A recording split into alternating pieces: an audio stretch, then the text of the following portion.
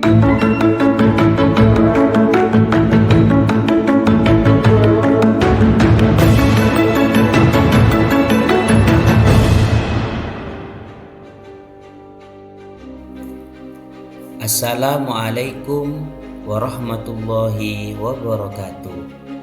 Saya Fauzi SPD IGR, calon guru penggerak angkatan ke-11 Kabupaten Situbondo, Jawa Timur. Pada kesempatan kali ini, saya ingin menyampaikan aksi nyata modul 1.4 Budaya Positif.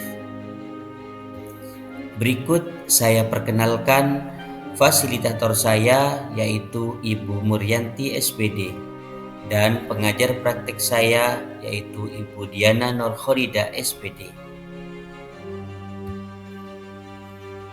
Pada kesempatan kali ini, pertama-tama saya akan menyampaikan rancangan tindakan aksi nyata yang telah saya buat. Di antaranya, latar belakang dari aksi nyata yang akan saya buat, yaitu murid masih sering melanggar peraturan sekolah atau peraturan kelas karena merasa terhukum dengan adanya peraturan dan membuat mereka malu karena hukuman tersebut. Selanjutnya, tujuan aksi nyata yang saya buat yang pertama yaitu mewujudkan murid yang merdeka dan disiplin diri dengan karakter yang kuat. Selanjutnya, menumbuhkan budaya positif di kelas dan di sekolah dengan keyakinan nilai-nilai kebajikan universal. Untuk tolak ukur aksi nyata yang saya buat, yang pertama yaitu terbentuknya keyakinan kelas melalui kesepakatan kelas bersama murid. Yang kedua, murid mampu menerapkan dan menjalankan keyakinan kelas yang telah dibuat bersama. Adapun lini masa tindakan atau langkah-langkah tindakan yang akan dilakukan, yang pertama, saya akan menghadap kepala sekolah untuk berkoordinasi akan pentingnya penanaman budaya positif di sekolah dan sekaligus meminta izin untuk mendiseminasikan bersama para rekan guru. Yang kedua, saya akan mengumpulkan para rekan guru untuk melakukan diseminasi pemahaman materi budaya positif, di antaranya membuat keyakinan kelas dan segitiga restitusi. Yang ketiga, saya akan berkoordinasi dan berkolaborasi dengan para wali kelas untuk membuat keyakinan kelas di kelasnya masing-masing. Dan yang keempat, saya akan mengobservasi, merefleksi, dan mengevaluasi keyakinan kelas yang telah dibuat bersama-sama.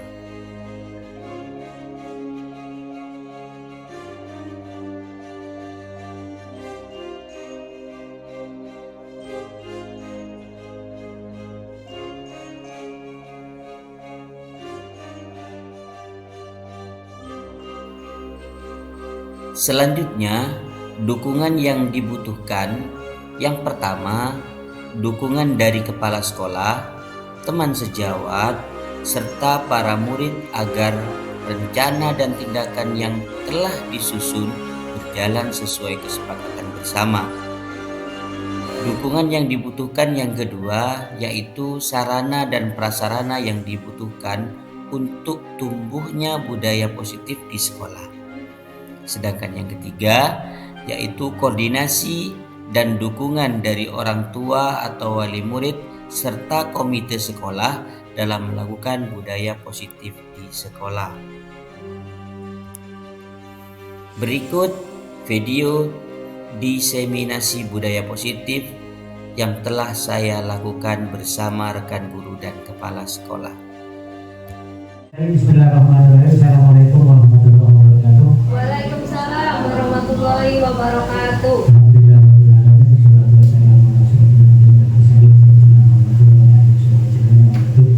Bapak Ibu, untuk kesekian kalinya Bapak Ibu harus berliterasi menjadi pendengar yang baik ya.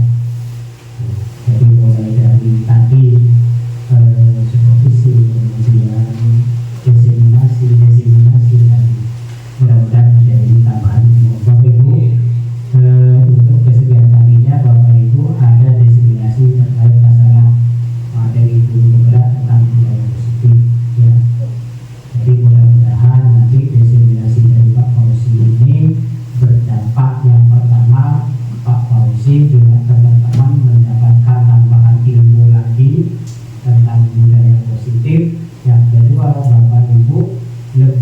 gampang, lebih nyaman, lebih enak menerapkan budaya positif di sekolah ini. Insya Allah saya yakin, seyakin-yakinnya, kalau semua Bapak Ibu menerapkan budaya positif di sekolah ini, saya yakin akan berdampak kepada sekolah, akan berdampak kepada anak-anak, akan berdampak kepada masyarakat. Ya, bab budaya positif ini intinya ingin membentuk anak bertanggung jawab terhadap tujuan apa yang ia kerjakan. Ya, jadi anak-anak bertanggung jawab, sehingga kalau misalnya seperti tadi kasus tadi ya yang Pak Slamet lakukan ya, di upacara memang ada anak yang memang berperilaku seperti itu, kemudian ambil tindakan cepat seperti itu. Oke, dalam tanda petik sementara tidak ada masalah, tapi tolong tindak lanjuti dengan pendekatan-pendekatan yang lain sehingga anak itu bisa berubah dari dirinya sendiri secara bertanggung jawab. Ya, kalau misalnya anak itu memang katakanlah dikategorikan nakal di kelas 7, tolong segera diantisipasi, terutama wali kelas, kemudian kesiswaan, kemudian BK. Tolong anak ini jangan sampai di luar kendali, ya. Segera ambil tindak lanjut, praktekkan pendekatan segitiga restitusi terhadap anak-anak ini sehingga mereka ini nanti Pak Bausi silakan, sudah aksi nyatanya. Oh, sudah melakukan segitiga restitusi, sudah. Oh, sudah. Meskipun sudah, tolong anak itu dibuat pendekatan restitusi karena kayaknya anaknya memang luar biasa seperti itu. Itu aja pengantar dari saya, sepenuhnya saya serahkan kepada Pak Bausi.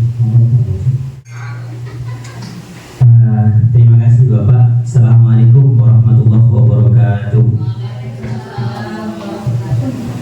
Bismillahirrahmanirrahim. Alhamdulillahirabbil alamin wa bihi nasta'inu ala umuri dinina wassalatu wassalamu ala asyrofil anbiya wal mursalin sayyidina Muhammadin wa ala alihi wa sahbihi ajma'in. Amma ba'du. Yang saya hormati Bapak Kepala Sekolah SMP Negeri 2 Menandingan, Bapak Abdul Anwar MPD. Yang saya hormati Bapak Ibu guru, staf TU, dan tak lupa teman seperjuangan yang hadir pada siang hari ini, yaitu Ibu Sulistianingsih CGP Angkatan 11 ikut hadir dalam diseminasi saya. Alhamdulillah Bapak Ibu, pada hari ini saya berkesempatan untuk mendesimasikan budaya positif di SMP Negeri Menandingan atas koordinasi saya yang sudah saya lakukan kepada kepala sekolah dan mendapat izin penuh, motivasi penuh dari beliau untuk bagaimana saya mendesimasikan budaya positif di sekolah. Menurut Bapak Ibu, saya awali dengan bahasa budaya positif. Kira-kira dari Bapak Ibu ada yang mau menyampaikan di benak Bapak Ibu ketika berbicara budaya positif itu kira-kira apa? Bunur?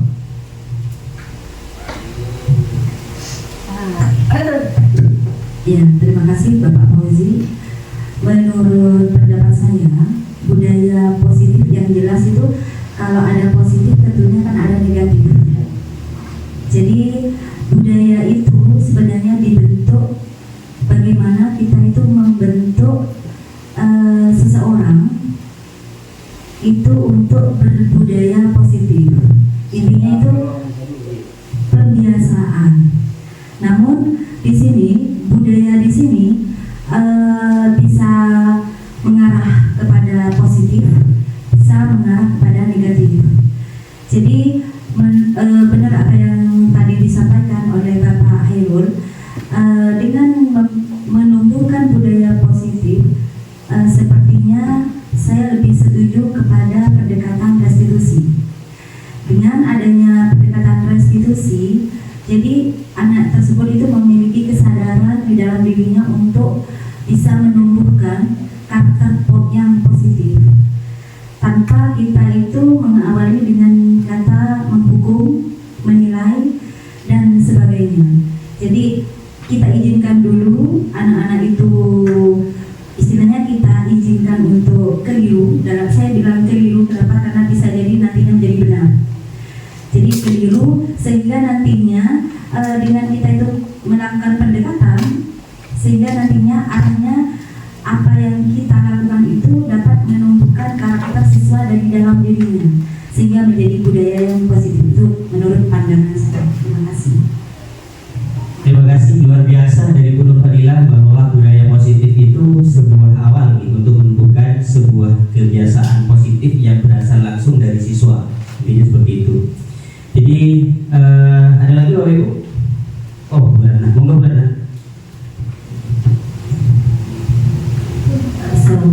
warahmatullahi wabarakatuh. Waalaikumsalam warahmatullahi wabarakatuh. Terima kasih Bapak Fauzi kesempatannya. Budaya positif, kalau menurut saya sih ini sebenarnya kita mulai dari sesuatu yang sederhana dan sering kita lakukan dalam kehidupan sehari-hari. Jadi nanti akan terbiasa dan membentuk karakter yang positif yang akhirnya nanti jadi budaya positif. Menurut saya itu hal-hal sederhana itu mungkin ya kita mulai dari mungkin contohnya misalnya mengucapkan salam, berdoa sebelum melakukan kegiatan, kita ramah, senyum, sapa. Mungkin kita awali dulu dari hal-hal yang seperti itu. Jadi dan itu mungkin akan lebih mudah menjadi pembiasaan, menjadi budaya dari anak-anak kita. Karena selama ini kan kita melihat belum semuanya ya. Jadi masih banyak dari anak-anak kita mungkin yang belum mempunyai berbudaya seperti itu. Jadi saya berpikirnya hanya sederhana seperti itu Pak Fauzi. Mungkin nanti dari Pak Fauzi ini ada tambahan-tambahan lain, ada ilmu-ilmu lain yang bisa kita kembangkan lagi. Mungkin itu saja dari saya. Terima kasih. Wassalamualaikum warahmatullahi wabarakatuh. Terima kasih, hebat dan luar biasa tanggapan juga dari Bu Ratna. Jadi diskriminasi positif katanya Bu Ratna diawali dari hal-hal sederhana, pembiasaan. 5S tadi kalau saya bisa katakan ya, sapa, senyum, salam, dan sopan dan santun. Oke, Bapak Ibu, kita lanjut ke materi kita. Ini dia. Budaya positif di sini saya hanya menggambarkan pada 5 hal, Bapak Ibu. Saya ingin menyampaikan pada hari ini 5 hal dalam budaya positif. Yang pertama yaitu disiplin positif. Yang kedua, motivasi perilaku manusia. Yang ketiga, posisi kontrol seorang guru. Yang keempat, keyakinan kelas atau keyakinan sekolah. Yang kelima yaitu segitiga restitusi. Nah, di sini Bapak Ibu, nanti saya akan lebih mempraktekkan 2 hal, yaitu pembuatan keyakinan kelas dan segitiga restitusi. Bersama-sama insya Allah kita mulai dari ini, mudah-mudahan nanti berimbas baik kepada murid-murid kita di SMP Negeri 2 Pendidikan. Yang pertama Bapak Ibu, apa sih disiplin positif? Ya, kita lihat apa disiplin positif. Ini Bu. Jadi disiplin positif itu yaitu cara penerapan disiplin yang mengajarkan anak dapat bertanggung jawab dan menumbuhkan kesadaran dirinya berdasarkan nilai-nilai kebajikan. Ini Bapak Ibu. Jadi cara penerapan disiplin yang mengajarkan anak bertanggung jawab dan menumbuhkan kesadaran dirinya berdasarkan nilai-nilai kebajikan. Jadi pendekatannya tadi Bu Nur mengatakan bahwa budaya positif itu sesuatu yang bisa menumbuhkan hal-hal yang positif dari anak. Bu Ratna juga mengatakan bahwa pembiasaan, disiplin mengajarkan anak bertanggung jawab menumbuhkan kesadaran. Nah, di sini kesadaran ini bisa nanti ketika kita bahas pada motivasi. Di sini disiplin positif dapat menjadikan murid lebih menyadari dan memahami dengan berangkat dari motivasi intrinsik, bukan karena pujian atau hukuman, sehingga mereka dapat mengontrol diri dalam melakukan segala tindakan. Artinya kesadaran diri siswa kita munculkan lewat pembiasaan-pembiasaan. Nah, ini gambar ini, video ini sebenarnya adalah menggambarkan tentang budaya positif 5S. Lanjut Bapak Ibu. Banyak kembalian tadi ya, banyak budaya positif selain seperti ini, selain itu budaya salaman dan sebagainya. Kita sudah punya kekuatan sebenarnya budaya positif kita. Di sekolah kita ada sholat duha, ada doa sebelum pelajaran, doa sesudah pelajaran, itu sudah kita biasakan.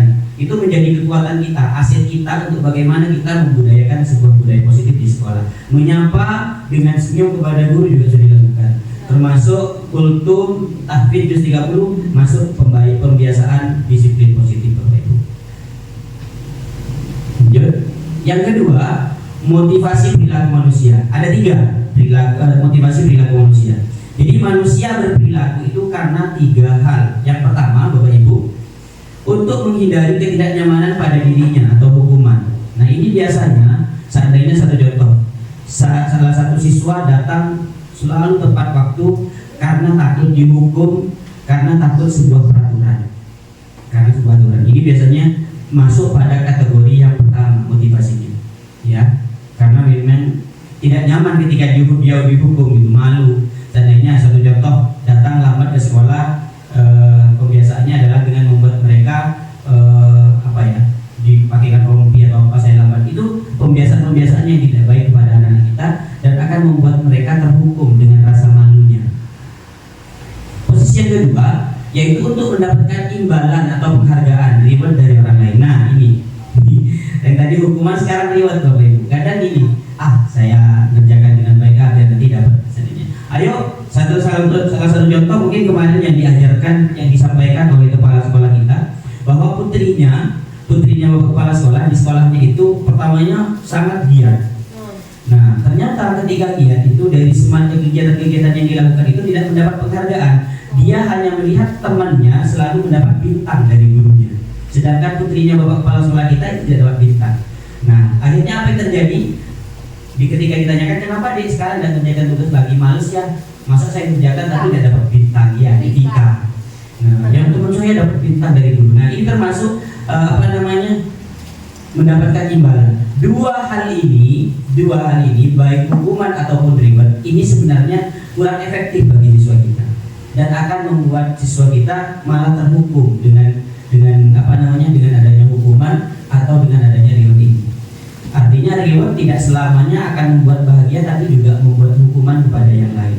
Kalau itu dapat terus, itu tinggi, artinya yang lain akhirnya down. Ya, ada ketimpangan yang dirasakan oleh siswa kita secara mental. Nah, yang ketiga ini yang baik, yaitu pada posisi untuk menjadi sesuai keinginan mereka dan menghargai diri sendiri dengan nilai-nilai yang dipercaya, tanpa paksaan dari manapun, langsung keluar dari dirinya sendiri. Dia dinilai iya, dikasih apresiasi iya, tidak dikasih iya. Nah, ini kayaknya memang agak sulit masih menemukan siswa kita yang di sini ya, karena yang jelas saat ini di sekolah kita masih banyak siswa yang masih butuh banyak perhatian dari kita, karena memang kondisi keluarga di rumah mungkin masih kurang perhatian, makanya siswa kita banyak yang mencari perhatian. Kalau katanya Bu Nur Fadila, bukan melanggar siswa kita, tapi mencari perhatian yang lebih dari kita. Oke, terima kasih Bapak Ibu. Ini langsung ke yang ketiga biar lebih cepat. Nanti kita diskusinya di akhir ya. Oke, posisi kontrol seorang guru. Nah, ini ada 5 Bapak Ibu. Ada penghukum, ada pembuat rasa bersalah, ada sebagai teman, ada sebagai pemantau, ada sebagai manajer. Jujur Bapak Ibu, kalau saya pribadi ditanyakan, Pak Fauzi kira-kira selama menjadi guru 12 tahun menjadi apa? Saya sering menjadi penghukum. Karena menurut saya ketika anak-anak dihukum akan jerah, tapi ternyata itu salah. Dan saya sering menjadi teman, sampai akhirnya kadang anak-anak terlalu over akhirnya. Nah, pembuat rasa bersalah pernah saya lakukan juga. Saya bilang mengingatkan mereka dengan bagaimana perilaku mereka, dan akhirnya kamu melakukan seperti ini, kasihan sama orang tuanya, kasihan sama guru-gurunya. Hal ini saya pernah lakukan juga. Nah, untuk pemantau ini pernah juga saya lakukan. Yang masih jarang saya lakukan ini manajer. Setelah saya mengikuti CGP angkatan 11, akhirnya saya melakukan posisi manajer, mencoba untuk melakukan posisi manajer di segitiga restitusi. Nah, nanti bagaimana posisinya nanti akan saya tunjukkan. Jadi kalau menurut Bapak Ibu kira-kira yang paling sering Bapak Ibu lakukan di mana? Bu Nur mungkin? Pernah semua. Yang paling sering Bu Nur? Kalau yang paling sering mungkin Ya, kalau saya pernah semua ya Pak ya, cuman yang paling dominan sebelumnya itu adalah merasa bersalah, karena itu saya cross check ke dalam diri saya, memang dominan lebih banyak perasaan bersalahnya, itu maksudnya, sehingga saya proyeksikan pada orang lain gitu. Terima kasih Bu Nur. Mungkin Bu Suryani, Bu Suryani ini guru senior. Mungkin Bu Suryani dari dulu tahun berapa Bu Sur? Sudah berapa tahun sekarang Bu Sur? Banyak. Berapa maksudnya berapa tahun ngajar sudah? Sudah berapa tahun ngajar?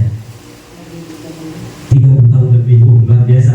Ini kira-kira Bu Sur yang mana Bu Sur yang sering dilakukan? Bagaimana? Saya ini cerita sedikit mengenai waktu jadi guru masih muda. Ini yang saya sering lakukan ini menghukum.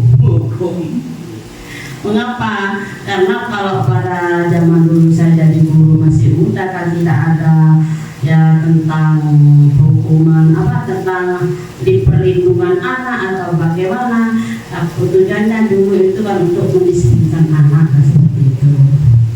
Ya kalau sekarang ya mungkin sudah berubah banyak secara total. Ini bahkan teman juga bisa, pemantau juga bisa. Seperti itu. Sekian dari saya. Terima kasih pengalamannya. Ini pengalaman dulu ya, pengalaman seorang guru yang dulu.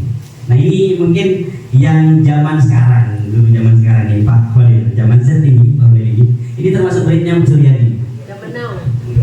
Baik, terima kasih atas kesempatannya Pak Kosi. Nah, tadi sudah dua pendapat yang disampaikan oleh Ibu Guru, termasuk Ibu Sur ini guru saya Pak Kosi pada waktu saya masih sekolah di SMP Subo. Dan memang pada waktu saya menjadi siswa Ibu Sur, tapi tidak terlihat kalau kontrol posisi kontrolnya sebagai guru, tapi tidak terlihat. Tapi disampaikan oleh Ibu Sur kalau sebagai penghukum. Sabar Bu Sur ya Pak. Kalau saya sendiri Pak Kosi, pada waktu saya proses pembelajaran ataupun di luar proses pembelajaran itu lebih kepada teman ya. Iya. Tapi juga saya jalankan sebagai guru yaitu manajer, karena sudah mengikuti program guru penggerak melewati modul ini, jadi sudah saya lakukan seperti segitiga restitusi itu. Jadi teman, memantau, manajer, tapi lebih dominan sekarang manajer. Terima kasih atas waktunya. Nah ini pengalaman, ini juga guru penggerak angkatan ke-10 Bapak Ibu. Jadi ternyata banyak masih yang melakukan hal-hal ini ya. Dan mudah-mudahan nanti ketika selesai belajar budaya positif ini, kita semua bisa melakukan sebagai manajer. Seperti apa manajer nanti kita akan pelajari selanjutnya. Nah sebelum ke situ Bapak Ibu ada keyakinan kelas atau keyakinan sekolah. Bapak Ibu ketika berbicara keyakinan kelas atau keyakinan sekolah, yang timbul di benak Bapak Ibu yang jelas apa sih kok keyakinan gitu ya. Ini Bapak Ibu ada pembaharuan dalam kurikulum kita, yaitu di kurikulum Merdeka peraturan kita, di mana yang biasa kita lakukan di kelas adalah pembuatan peraturan kelas. Nah ini ada wali kelas nih, ada Pak Slamet, ada Bu Sulis. Nah nanti tolong nanti selain kita akan praktek Pak Slamet. Nah karena Pak Slamet ini wali kelas, nanti kita akan praktek membuat sebuah keyakinan kelas. Mudah-mudahan setelah budaya positif ini, nanti di kelas itu para wali kelas bisa membuat keyakinan kelas. Ya. Nah apa itu keyakinan? Yaitu tugas guru berperan untuk mewujudkan keyakinan kelas atau sekolah dengan cara membuat kesepakatan antara wali murid dan guru atau wali kelas. Nah antara murid dan guru atau wali kelas. Nah di sini murid dan wali kelas dengan guru-guru boleh membuat kesepakatan kelas.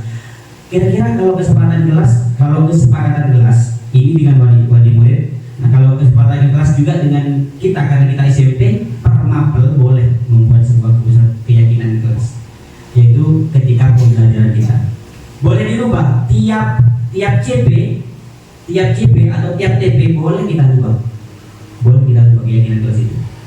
Nah maksimal berapa ya, paling tidak 1 semester lah, jangan terlalu banyak. Ya kalau kemarin dipanggil 1 semester, jangan sampai 1 tahun lah keyakinan kelas itu, terlalu lama.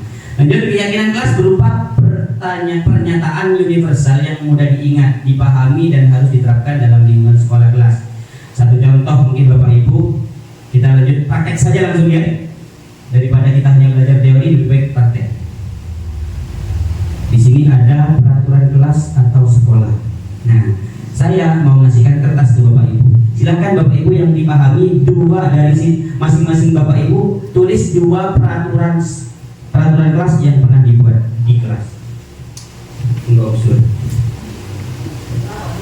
Dua peraturan, monggo.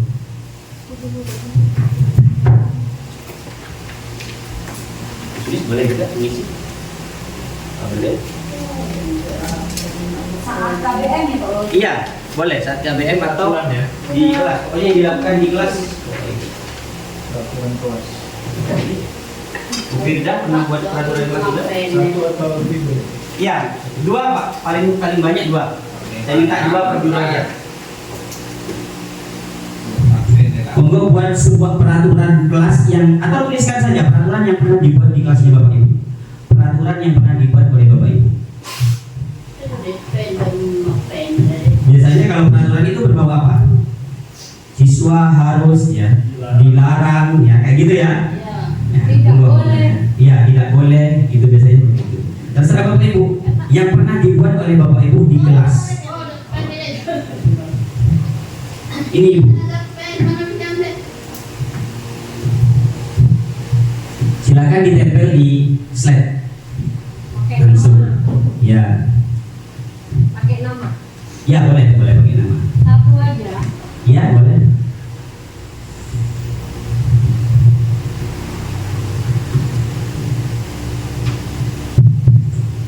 Terkait dengan peraturan kelas atau peraturan sekolah, boleh silakan langsung menempel Bapak Ibu. Ini cara-cara bagaimana mungkin nanti para wali kelas bisa membuat keyakinan kelas, termasuk Bapak Ibu guru mata pelajaran. Karena kita di SMP kan bersama-sama. Nah, monggo. Oke.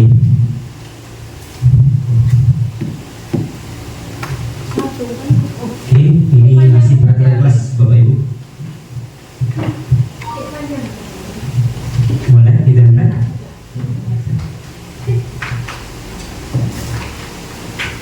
Salah. Terus dari Ya boleh.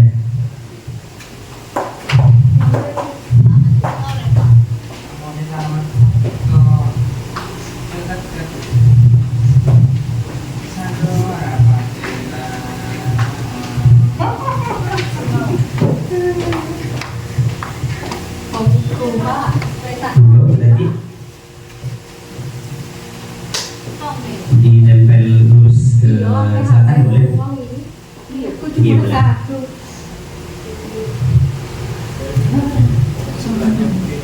Iya.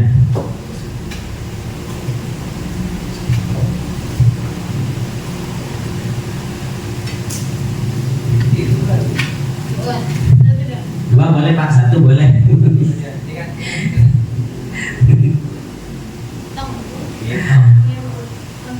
Nah ini yang harus memahami hal ini nanti wali kelas Pak Selamat, Bu Sudis ya, Bu Widi. Ya, semua semuanya, terutama wali kelas nih Pak. Lanjut, saya bacakan nih, Bapak Ibu sambil saya bacakan. Dari Pak Holil, lebih ditekan.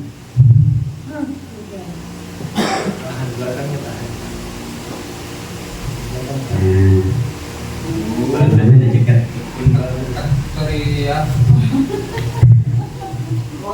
Anu labur. Oh ini kereta anu. Ada. Oh, tak cukup. Oke. Dari Pak Holil, siswa dilarang berbicara saat guru menerangkan. Siswa tidak terlambat masuk kelas saat KBM. Oke, Bu Ratna tidak boleh mencetek saat ulangan. Oke. Yang usul, iya. Yang usul membuat tata tertib kelas, contohnya jadwal piket kelas dan oh ini yang pertama ya. Bu Nur Fadila, dua peraturan saat KBM. Siswa diperbolehkan minum atau makan snack namun setelah KBM sampah dibuang pada tempatnya. Yang kedua, ruang kelas dalam keadaan bersih. Piket harus datang lebih awal. Yang berarti siap. Siswa diharapkan memperhatikan atau fokus saat materi diberikan. Siswa diharapkan menyelesaikan atau mengerjakan tugas yang diberikan oleh guru. Bu Sulis, jangan membuang sampah sembarangan, jangan atau tidak boleh membuli orang lain. Nah ini yang terakhir dari Bu Firdani yang kembali tadi. Siswa tidak boleh izin ke toilet lebih dari 2 orang dalam satu waktu. harus bergantian. Oke Bapak Ibu, ini peraturan kelas yang Bapak Ibu buat saat ini. Oleh karena itu, dalam keyakinan kelas, tadi kita kembali kepada keyakinan kelas. Apa sih keyakinan kelas itu? Berupa pernyataan universal yang mudah diingat, dipahami, dan harus diterapkan dalam lingkungan sekolah atau kelas. Jadi buat sebuah kata-kata yang positif sebenarnya dari ini pernyataan universal. Satu contoh tadi, dilarang membuang sampah. Nah, kita rubah dulu ke kalimat. Nah, mengubah peraturan kelas ke kalimat positif. Monggo Bapak Ibu, kertasnya yang masih ada, boleh mengubah kalimatnya tadi, peraturannya ke kalimat positif. Saya. Tadi yang dibuatkan tentang peraturannya dijadikan kalimat positif. Dijadikan kalimat. Ya, dijadikan kalimat positif Bapak Ibu. Ada? Ada. Tak ada. Ada Pak? Tak ada. Oh ini Pak. Masih banyak. Monggo.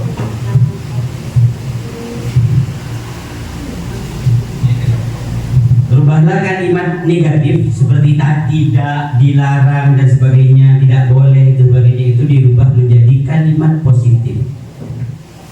Satu contoh, seandainya siswa dilarang berbicara saat guru menerangkan. Bahasanya saling menghargai. Nah, itu bagus tuh.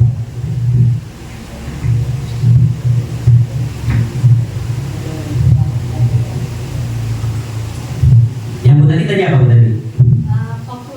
Fokus. Siswa diharapkan memperhatikan atau fokus saat materi berlangsung. Apa? Iya boleh. Di sebelah selatan. Di sebelah tengah, sebelah tengah. Sebelah tengah aja, sebelah tengah.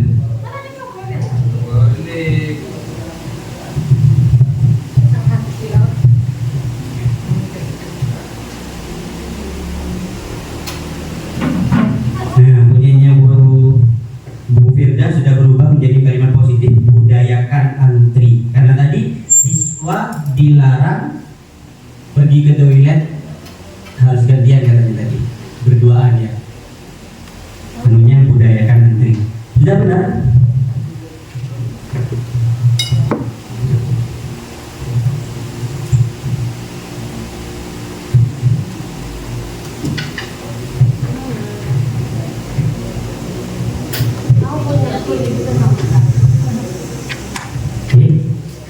Yang tulis sampahmu tanggung jawabmu, menghargai dan yang lain. Oke, kalian saling menghargai, disiplin waktu, menghormati dan disiplin waktu.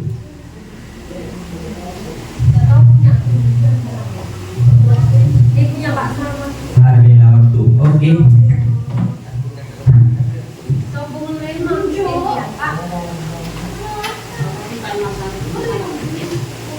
Ya.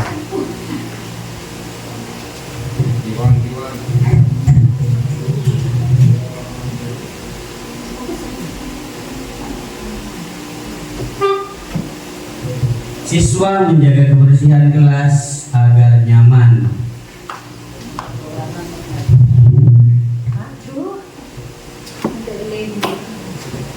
Ya, anda dekat ya. Oke. Hargailah waktu. Ayo bagus ini.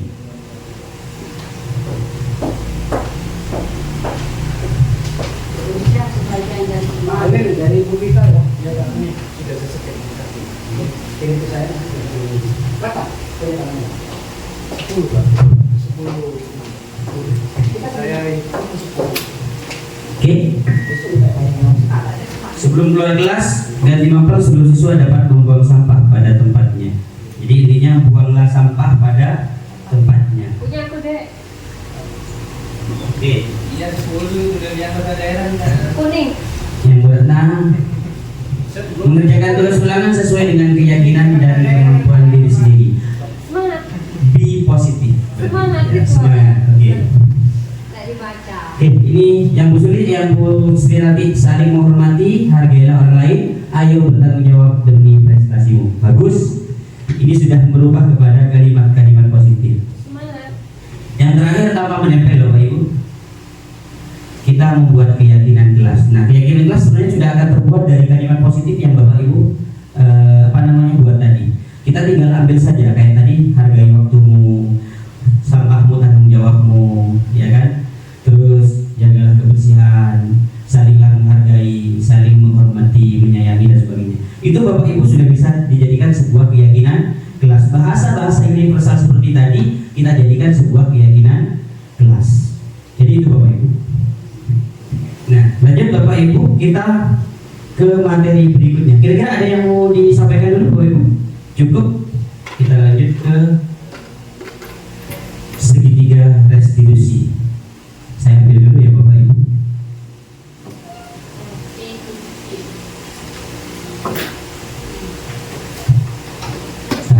Saya ambil dulu.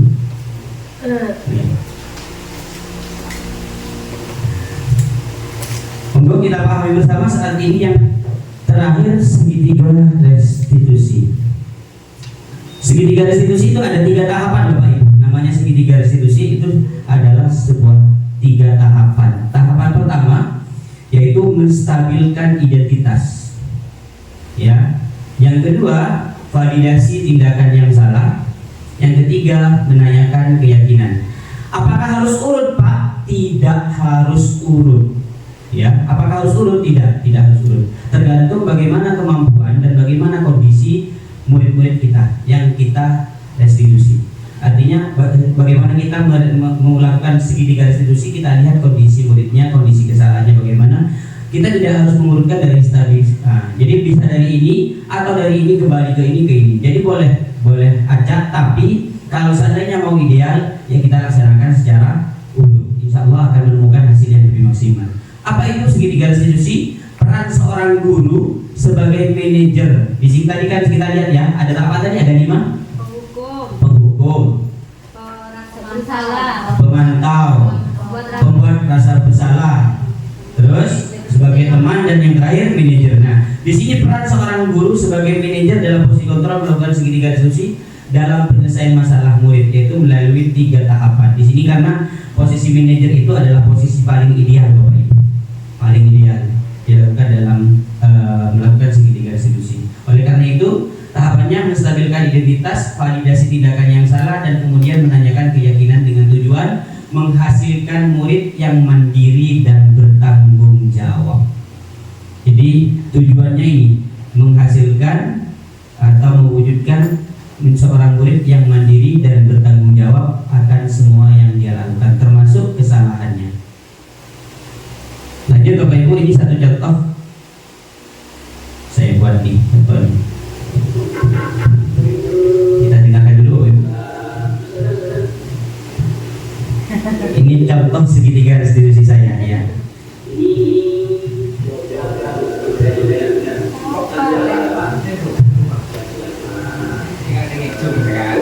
suara nunggu.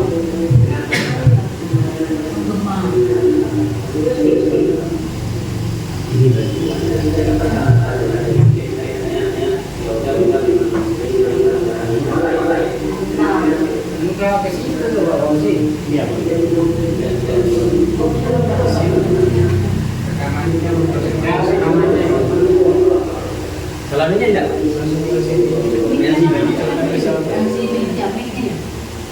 Jadi ceritanya si yoga ini Bapak Ibu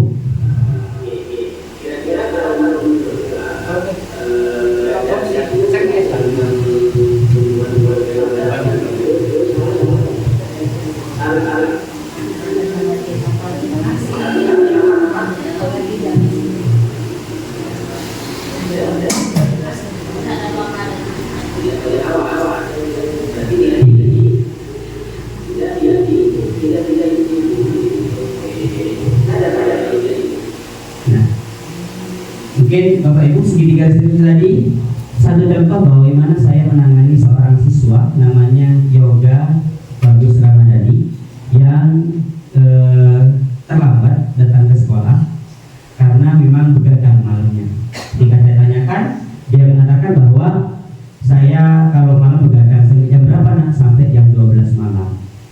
Kasusnya seperti itu. Saya tanyakan apa yang dilakukan, ternyata main game dengan teman-temannya, mabar katanya. Akhirnya dia tidak bangun di dibangunkan sama orang tuanya, tidak. Nah, kesadaran dirinya apakah benar orang yang begadang sehingga melupakan tugasnya pagi hari salah, Pak? Terus bagaimana? Saya mau untuk tidak begadang lagi, Pak. Dan saya merubah diri untuk bagaimana hadir ke sekolah tepat waktu, masuk ke sekolah jam 6.45 seperti biasa. Akhirnya mereka sadar, tumbuh dengan sendirinya bahwa dirinya meyakini bahwa diri itunya salah. Saya tanyakan, kira-kira apa itu? Saya tidak menghargai waktu, Pak, tidak disiplin waktu, katanya begitu. Saya tidak menghormati peraturan sekolah. Akhirnya seperti itu. Dia sadar dengan sendirinya, dan insya Allah dengan contoh-contoh yang lain masih ada. Saya sebenarnya ada kemarin juga melakukan satu lagi segitiga restitusi, seorang anak, 2 orang perempuan yang berebut buku dan bertengkar hanya gara-gara mau lihat catatan yang satunya dan tidak diberikan oleh temannya. Nah, sampai akhirnya tengkar, dan saya tanyakan, memang dia sadar bahwa dia tidak menghargai orang lain dan mengambil hak dari orang lain secara paksa, itu tidak benar. Nah, jadi hal-hal ini bisa kita lakukan, Bapak Ibu, ya, bisa kita lakukan. Saya yakin di sini sudah pernah melakukan segitiga restitusi semua, Bapak Ibu. Cuman mungkin yang jarang kita laksanakan itu adalah ini, menstabilkan identitas. Pak, contoh menstabilkan identitas itu bagaimana? Jadi gimana? Kalau mungkin satu bahasa ya, bahasanya semua orang melakukan sebuah kesalahan. Tentunya kamu juga, saya kalau jadi kamu mungkin akan berbuat hal seperti itu. Cuman butuh yang akhirnya Pak Anissa, nah, yang sering kita lakukan sebagai guru biasanya waktu kita belum mengenal segitiga restitusi, banyak guru-guru yang melakukan validasi tindakan yang salah. Ayo, apa kamu salah apa? Kamu di bagian kesini kira-kira apa salahnya? Nah, ini validasi tindakan yang salah sebenarnya. Artinya kita memvalidkan bagaimana hal-hal yang dilakukan murid yang salah itu ditanyakan. Kira-kira salah apa benar? Salah, Pak. Nah, yang benar bagaimana? Nah, ketika menanyakan keyakinan ini wajib wajib mengacu kepada keyakinan kelas yang dibuat. Makanya nanti wali kelas itu segeralah membuat keyakinan di kelas masing-masing, buat poster, taruh di kelasnya, agar kita ketika guru-guru nanti menanyakan keyakinan kelas, dan guru-guru juga boleh membuat keyakinan kelas menambah. Nah, nanti kita bisa menanyakan keyakinannya kira-kira apa. Seandainya kayak tadi, datang terlambat, tidak menghormati waktu, tidak disiplin waktu. Terus satu contoh mungkin kayak karena tadi berburu buku, menghargai orang lain dan sebagainya. Nanti masukkan itu semua. Seandainya ada anak yang sering membuat sampah sembarangan, biasanya di kelas-kelas itu ini botol-botol minuman kayak gini tuh dibiarkan dengan sembarangan. Nah, itu nanti bisa kita tanyakan keyakinan kelasnya kalau sudah kita membuat keyakinan kelas. Mungkin itu Bapak Ibu dari disiplinasi pada siang hari ini. Sebelum saya tutup, monggo Bapak Ibu saya kasih beberapa tanggapan, 2-3 tanggapan tentang hal-hal yang Bapak Ibu kira-kira yang Bapak Ibu sebelum belajar disiplinasi dan setelah belajar disiplinasi itu bedanya apa? Siapa?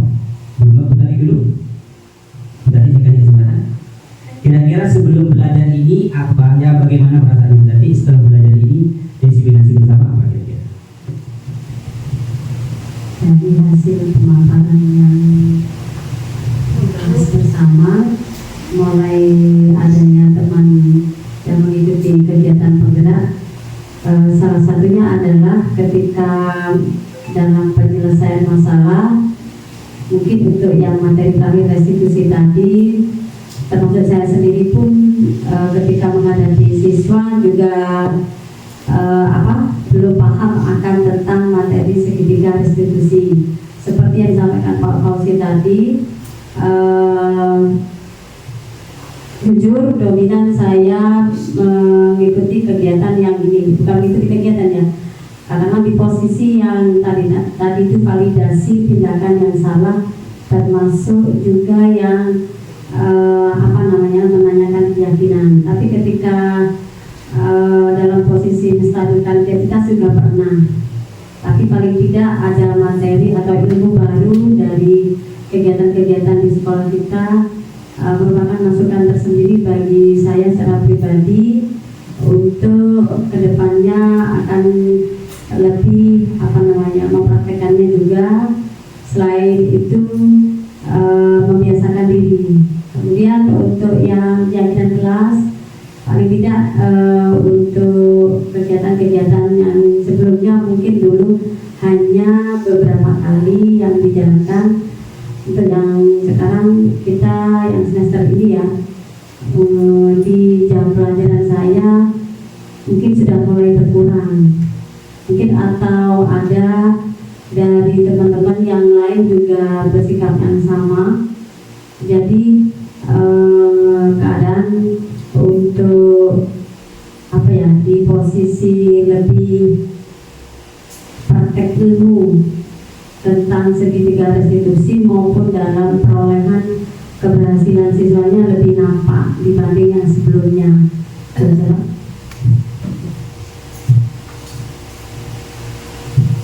Mungkin yang pernah berpengalaman juga membuat segitiga restitusi sebelum saya, Pak Holil.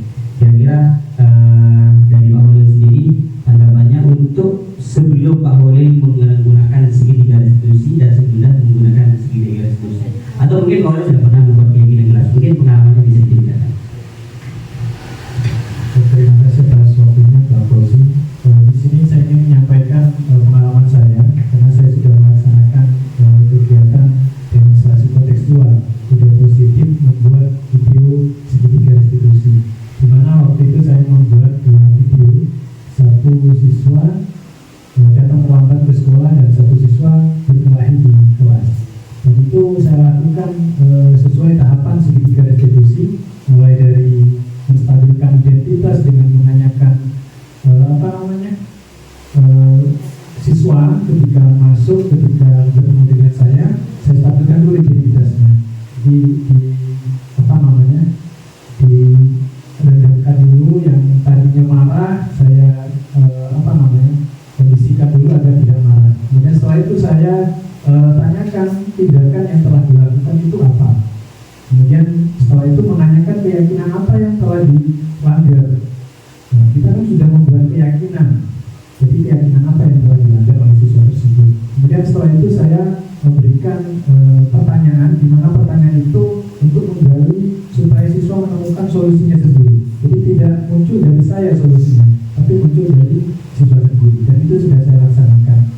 Setiap saya menemukan siswa yang mengalami atau melakukan kesalahan, itu saya sering sudah melakukan tahapan segitiga restitusi saat ini. Kemudian terkait dengan keyakinan kelas, sebenarnya sudah saya lakukan ketika pembelajaran dimulai. Tiap pembelajaran dimulai saya selalu memberikan waktu untuk membuat keyakinan kelas. Kemudian kalau misalkan dalam proses pembelajaran keyakinan yang tadinya dibuat oleh siswa dengan saya dan itu tidak berjalan, maka saya akan evaluasi. Di pertemuan berikutnya saya akan menawarkan kembali kepada siswa apakah keyakinan yang dibuat kemarin dilanjutkan atau ditambah atau dikurangi. Jadi biar anak-anak merasa yang kemarin tidak dijalankan atau dilanggar, kemudian di pertemuan berikutnya bisa diperbaiki atau ditambah dengan keyakinan-keyakinan yang lain. Mungkin itu pengalaman yang saya sudah lakukan sampai saat ini. Terima kasih Pak Fauzi. Terima kasih, luar biasa hebat. Mudah-mudahan kita semua jadi guru-guru hebat Bapak Ibu, dan kita bisa melaksanakan budaya positif di sekolah kita. Jadi kekuatan-kekuatan kita, aset yang sudah ada di SMP Negeri Gunadingan, kebiasaan yang sudah dibiasakan menunggu siswa pagi-pagi jam 6.45, jam 6.30 sudah menunggu siswa di depan. Mari kita lakukan bersama, kita galakkan kembali, dan setelah itu menemani siswa-siswa kita, murid-murid kita untuk sholat duha berjamaah, dilanjutkan dengan kultum dari siswa dan sebagainya, terus termasuk tahfidz yang alhamdulillah apresiatif sekali saya sama Bapak Ibu, karena Bapak Ibu di sini sudah menjalankan tugasnya untuk bagaimana membuat pembiasaan-pembiasaan tentang setoran dan sebagainya, setoran bersama. Mudah-mudahan tahun ini kita bisa mewisuda lagi siswa-siswa. Nah ya, ini masih ada masukan dari Bu Nur Fadila. Saya persilakan untuk kira-kira masukan apa ke depan yang sekiranya lebih baik untuk sekolah kita. Terima kasih Bapak Fauzi. Saya di sini memposisikan sebagai yang belajar, pembelajar, kita bersama sama-sama belajar. Kalau apa yang disampaikan oleh Pak Fauzi mulai dari awal sampai akhir ini secara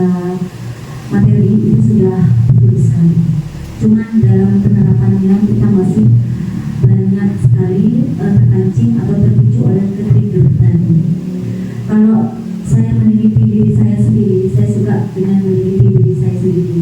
Kalau masing-masing ya silakan diteliti sendiri gitu. Ini hanya berbagi saja.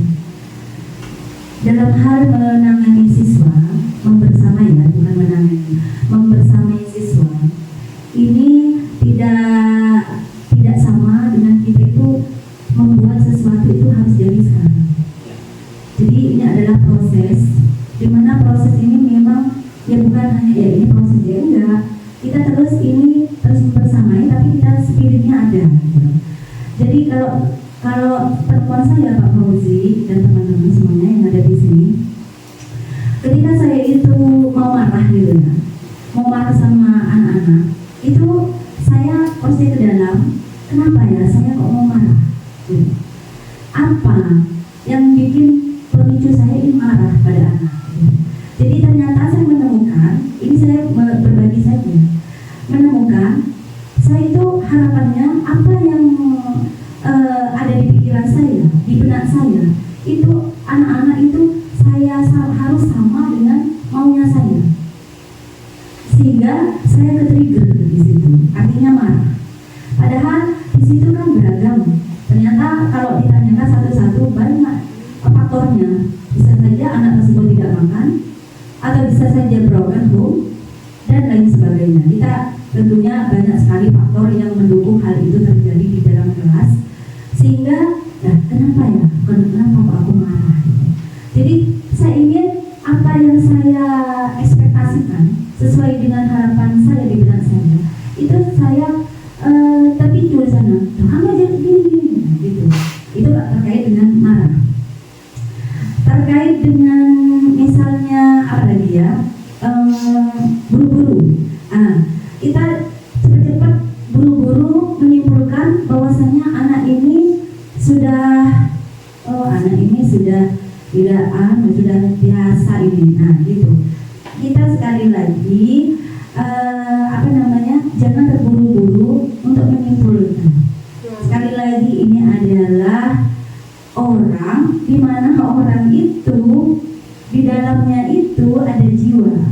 Jadi kenapa anak itu terdorong seperti itu? Tentunya itu berdasarkan pendorongnya. Bisa saja itu kayak tadi itu bawa kesal dari rumah karena tidak dikasih uang sama orang tuanya.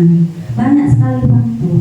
Nah, kita jangan sampai, makanya saya cocok sekali dengan apa yang disampaikan oleh Bapak Pengawas dan Kepala Sekolah. Jangan cepat-cepat ingin menyelesaikan materi. Jadi materi itu nomor berikutnya. Tapi bagaimana menumbuhkan rasa tanggung jawab pada karakter tersebut, nah itu memang sulit. Nah di situ untuk memposisikan seperti itu, kita rontokkan dulu keinginan, ekspektasi kita, maunya anak itu seperti pemikiran orang dewasa.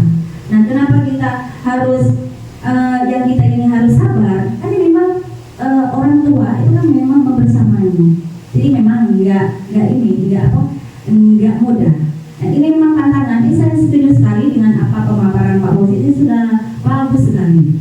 Tinggal kita itu bagaimana menerapkan. Jadi kalau bisa, mari kita sama-sama buat pertanyaan dalam diri kita. Kenapa saya marah? Sehingga kita kalau udah tahu, oh saya ingin dia itu seperti apa yang maunya saya. Dan itu stop di sana ini. Gitu. Terima kasih. Itu saja berbaginya saya dengan teman-teman. Assalamualaikum warahmatullahi wabarakatuh. Waalaikumsalam warahmatullahi wabarakatuh. Luar biasa, tepuk tangan semua untuk kita Bapak Ibu. Alhamdulillah pada siang hari ini kita betul-betul diberikan ilmu yang banyak dan juga motivasi yang banyak dari Bapak Ibu guru, pengalaman-pengalaman Bapak Ibu guru luar biasa untuk bagaimana membersamai dan mendampingi, menuntut siswa kita untuk menjadi orang-orang yang betul-betul menuju keselamatan dan kebahagiaan yang setinggi-tingginya katanya Ki Hajar Dewantara.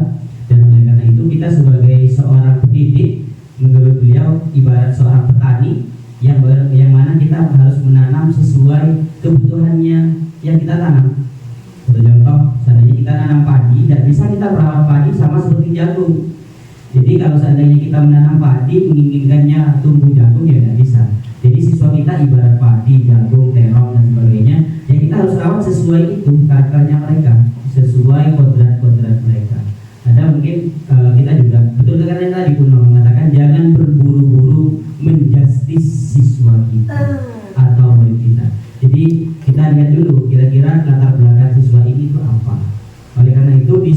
restitusi itu menstabilkan identitas itu sangat penting. Gimana caranya ketika anak-anak marah atau ketika murid dipanggil saja oleh kita itu biasanya sudah agak gemetar, ada apa ya, apalagi biasanya ketika dipanggil BK.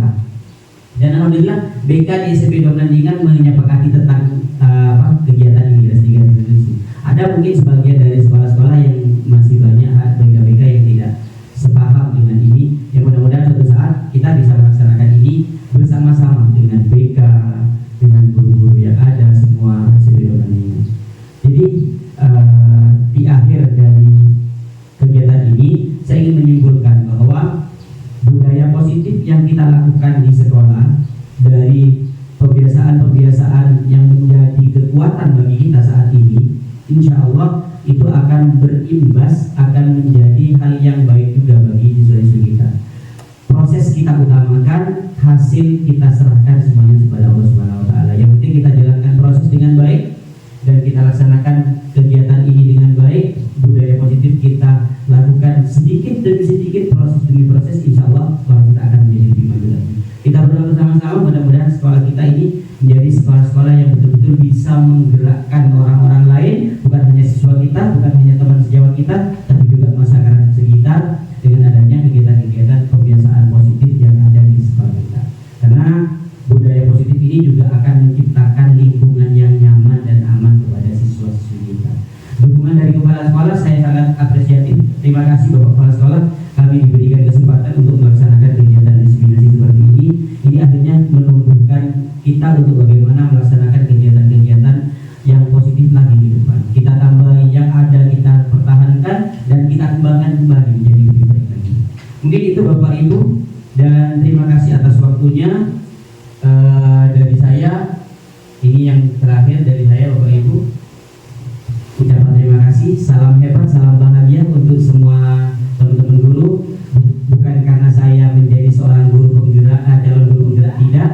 Nah, karena sini juga ada teman-teman saya. Bu Sulis, terima kasih sudah hadir di sini untuk menemani kami mengikuti diseminasi, dan insya Allah bisa diimbaskan juga. Karena walaupun kita beda jenjang ya, Bu Sulis di SD, insya Allah tidak jauh beda dengan apa yang kita rasakan. Terima kasih Bapak Ibu, dan mudah-mudahan ini manfaat barokah buat kita. Dan terakhir sekaligus nanti menutup, saya minta masukan dan juga motivasi terakhir dari Bapak Kepala Sekolah. Pada beliau kami persilakan. Dari saya, wassalamualaikum warahmatullahi wabarakatuh. Terima kasih Pak Fauzi sudah mendiseminasikan budaya positif terkait materi kuliah. Bapak Ibu, luar biasa, banyak masukan yang bisa kita ambil, pelajaran yang bisa kita ambil, termasuk pendapat dari Bapak Ibu, pendapatnya Bunko, pendapatnya Pak Holil, pendapatnya teman-teman semua. Mari kita komitmen bersama, ilmu yang kita dapatkan itu kita harus bertanggung jawab dengan mengimplementasikan. Jadi saya harap Bapak Ibu, ilmu yang sudah didapat dari Pak Fauzi, dari teman-teman semuanya, yuk kita implementasikan. Merubah budaya, merubah kebiasaan itu sulit luar biasa dan butuh waktu lama. Ya. Jadi mengubah paradigma Bapak Ibu dari marah menjadi tidak marah itu susah, apalagi sudah menjadi karakter. Merubah paradigma Bapak Ibu dari menyalahkan anak, dari menuntut anak menjadi menuntun anak, itu susah ya. Tapi kalau tidak segera dimulai, ya tidak pernah nyampe-nyampe. Jadi mulailah sewaktu-waktu marah, tapi segera sadar, oh lebih baik saya tidak marah.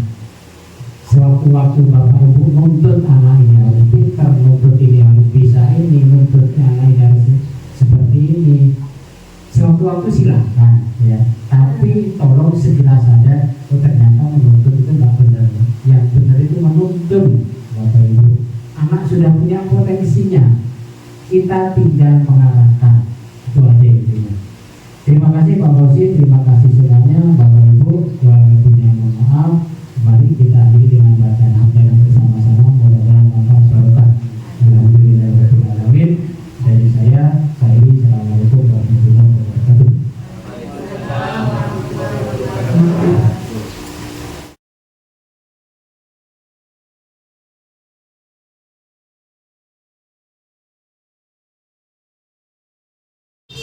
Assalamualaikum warahmatullahi wabarakatuh. Yang dirasakan setelah mengikuti diseminasi yang disampaikan oleh Pak Fauzi tadi, ternyata banyak masukan atau ilmu baru yang bisa saya peroleh, antara lain tentang menangani siswa ya. Jadi tadi kita menggunakan ada segitiga restitusi, kemudian kita juga bisa tahu posisi kita sebagai guru. Jadi ternyata itu kan ada 5 tadi. Jadi penghukum, pembuat rasa bersalah, pemantau, teman, dan juga manajer. Jadi sebenarnya memang kita harus menjadi manajer untuk siswa. Jadi kita tidak akan lagi memberikan hukuman atau membuat rasa bersalah, karena memang dengan kita menjadi teman, pemantau, dan juga terlebih manajer, kita akan bisa membuat siswa itu menjadi bisa lebih nyaman, lebih enak mungkin dalam belajar dan sebagainya. Itu saja. Terima kasih Pak Fauzi untuk ilmunya tadi. Assalamualaikum warahmatullahi wabarakatuh.